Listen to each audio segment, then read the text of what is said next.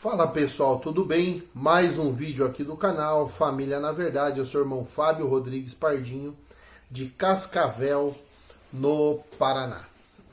Eu quero falar com vocês na sequência aí do assunto sobre maldição.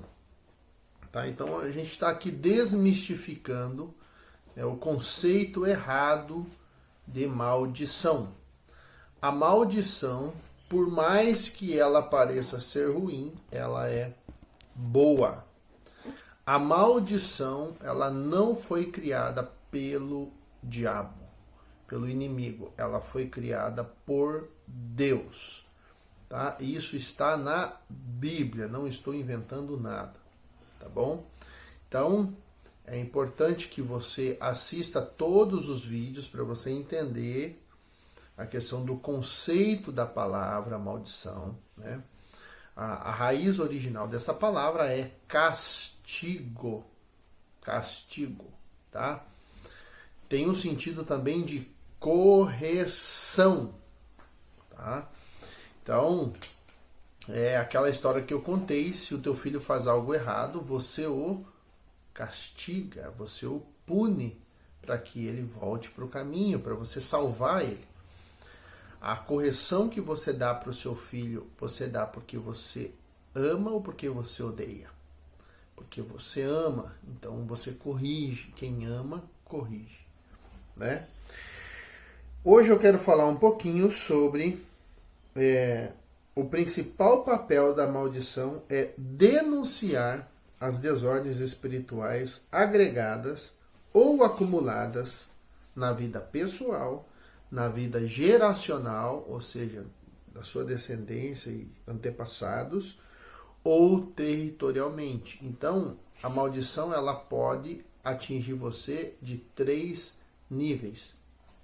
No nível pessoal, por exemplo, por erros próprios seus, pecados que você cometeu, você que é uma pessoa que acredita em Deus, que acredita na Bíblia, você comete um pecado de adultério, você vai carregar sobre você a consequência desse pecado, que é, no caso, o castigo, a maldição, e Deus vai corrigir você para tentar fazer você voltar. Né? E às vezes essa correção ela é muito dura. Eu tenho aí no meu canal, você pode assistir seguindo na playlist, um estudo que eu fiz sobre o adultério, as consequências do adultério na vida familiar, e eu pego a história de Davi. São quase 30 vídeos falando sobre isso. Então assista para você entender melhor, tá? Sobre essa questão da consequência, que no caso a maldição é a consequência, tá? Do seu pecado, tá bom? Então o pecado ele pode ser, essa maldição ela pode te atingir de uma forma pessoal, ou você pode também receber uma herança espiritual maligna, né, dos seus pais, né, ou do território onde você vive. Por exemplo, vou te dar um exemplo. Existe na Bíblia um texto que diz que se o povo se voltasse para outros deuses, tá, um dos castigos que aquele povo iria sofrer é que Deus ia reter a chuva e a terra não iria produzir fruto e aquele povo ia passar fome. Né? E nós vemos muitos lugares do mundo assim. Nós vemos, por exemplo, o norte e nordeste brasileiro. Nós temos muitas áreas lá de seca terrível. E a gente sabe que é uma parte do país muito ligada à idolatria. Né? Então, isso está na Bíblia. Isso é uma consequência, né, do pecado do homem. Né? Esse é um dos exemplos. Então vamos lá. A maldição desempenha um serviço fundamental na realidade humana. Apesar de possuir uma conotação negativa, a maldição, na sua essência, é uma bênção. Vamos entender melhor esse paradoxo. Por exemplo, o nosso organismo possui uma série de mecanismos de alerta, como a dor, a febre, a ânsia de vômito e etc., para nos advertir em relação a desordens em geral que podem ocorrer. Essas coisas são boas ou ruins? O que você acha? Quando você tem um sintoma no seu corpo, você acha que isso é bom ou é ruim? O sintoma em si ele é ruim. Mas qual que é a função dele? Ele é te avisar que alguma coisa no seu organismo não está certo. Entende? Então, a sensação é ruim, mas o objetivo dele é bom. É te alertar, é te avisar. Uma conclusão importante é que ser bom nem sempre significa ser agradável. Olha que interessante. A dor, obviamente, não é agradável, mas cumpre um papel vital. Quando você tem uma dor, isso simplesmente indica que existe uma desordem exatamente naquele local. A dor nos avisa que precisamos tratar do problema, da causa do problema. Se não fosse por esse alerta, a desordem, doença poderia evoluir a ponto de colocar a vida da pessoa em risco. As piores e mais fatais desordens ou doenças são as silenciosas, que nos destroem sem dar o mínimo de aviso. Então você já viu o caso que a pessoa, falando fisicamente, a pessoa nunca sentiu nada, né? Nunca sentiu nada. Ela é uma doença silenciosa. E quando ela sente, ela morre.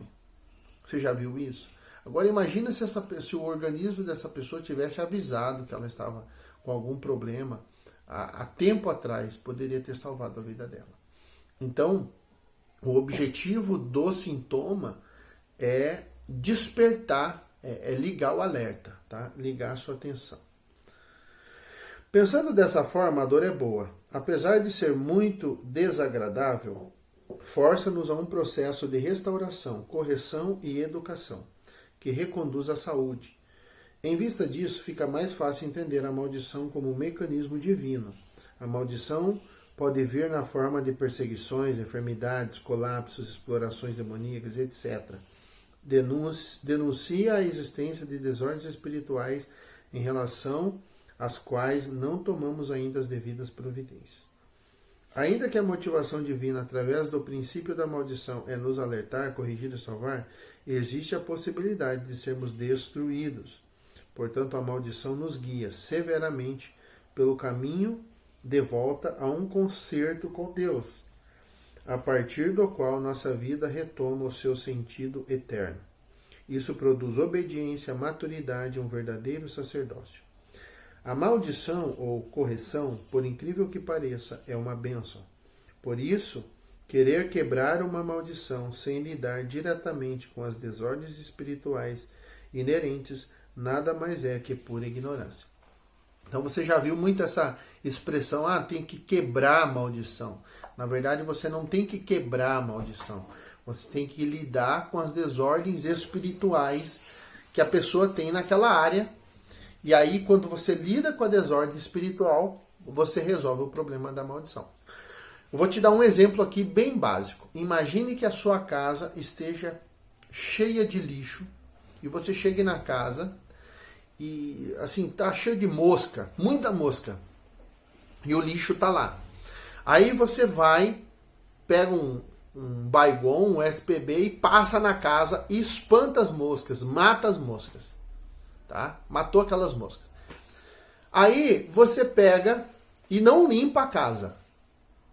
Quando você voltar lá na sua casa, horas depois, as moscas vão estar lá. Outras moscas estarão lá.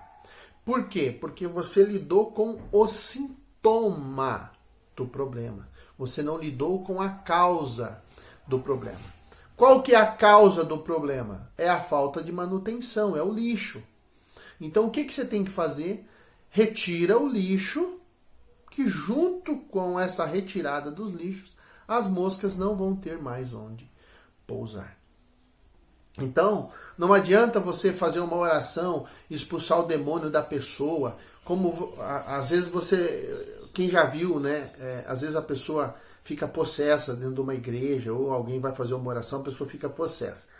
Por que aquela pessoa ficou possessa? Porque, na verdade, ela não quer lidar com aquele problema que ela tem. Ela está confortável com aquele problema. Ela gosta daquele problema. Entendeu? Então não adianta você só expulsar o demônio dela, né, se não tratar a causa. Se você não trata a causa, o que acontece? Você expulsa aquele demônio, ele vai embora, como diz a Bíblia, vai, passeia por um monte de lugar, e aí ele volta. Se a casa estiver vazia, se tiver ainda iniquidade no coração da pessoa, pegar no coração da pessoa, o demônio vai tomar a vida dela de novo. Por isso que as pessoas vivem uma vida sempre de queda espiritual. Eu ouvi tanto isso dentro da igreja que eu cheguei a acreditar que a vida cristã era isso. Você ia cair e levantar, cair e levantar, cair e levantar. Mas quando você olha para a Bíblia, isso não existe. Na Bíblia, quando você se converte, você se converte. E ponto. Entende? Olha só. Você vê na primeira aliança, né? Ou as pessoas dizem Antigo Testamento, muitos homens de Deus caindo, certo? Em pecado sexual, inclusive. Quando você vai para segunda aliança, você não vê os discípulos caindo em pecado sexual. Você não vê um caso no Novo Testamento de homens que andavam com Deus e caíram em pecado sexual. Isso não está relatado na Bíblia. Pode ter acontecido? Pode. Mas não está relatado na vida dos discípulos, principalmente. Então, o que a gente entende? Quando o Espírito de Deus entra em você, você foi batizado com arrependimento, você recebeu o batismo de arrependimento, você mudou o seu modo de conduta, você não pratica mais aquele pecado. Em consequência disso, você não fica mais alvo da maldição daquele pecado. Né? Então, a gente precisa entender esse conceito que a maldição, ela tem um fator positivo, porque ela vai nos avisar que existe uma desordem. Tá? Ela vai nos avisar.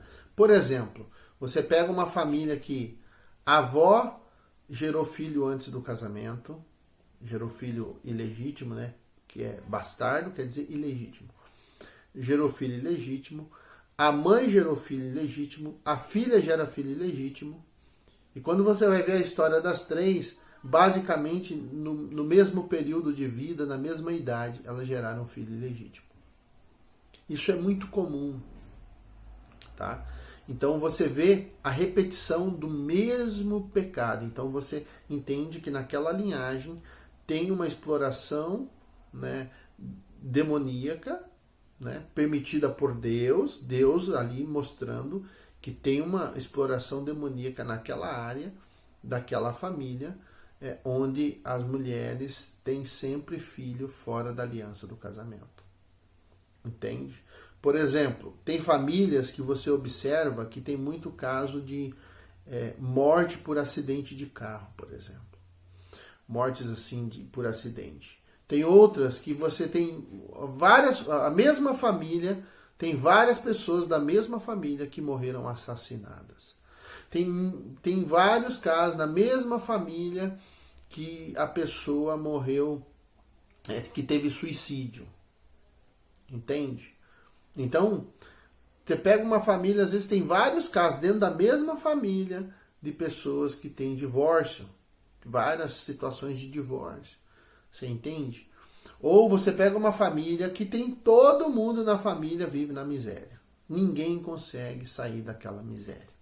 Então tudo isso são sintomas de maldição, consequências de desordens espirituais que se instalaram naquela linhagem e aquilo ali não para de acontecer. Então quando você tem acesso a esse conhecimento, você vai aplicar esse conhecimento na sua vida, você vai construir um novo caminho de prosperidade, de pureza, naquelas áreas que tinha pecado na sua vida. Por exemplo, da minha linhagem, tinha muita questão de divórcio e a questão da imoralidade sexual, tá? A violência. Então, eu me posicionei, confessei os pecados dos meus antepassados, pedi perdão a Deus pelos pecados deles, para que as consequências dos pecados deles não me atingissem, e me posicionei em nunca mais fazer o que os meus antepassados fizeram. Entendeu? No começo parecia que eu não ia conseguir. Hoje eu já consigo e eu estou aqui te ensinando sobre isso. Entende? Eu tenho que vigiar sempre. Mas desde 2011 eu nunca mais olhei pornografia. Eu nunca mais cometi pecado sexual. Entende? Eu abandonei essa prática, 2012. Essa prática, abandonei, não pratiquei mais.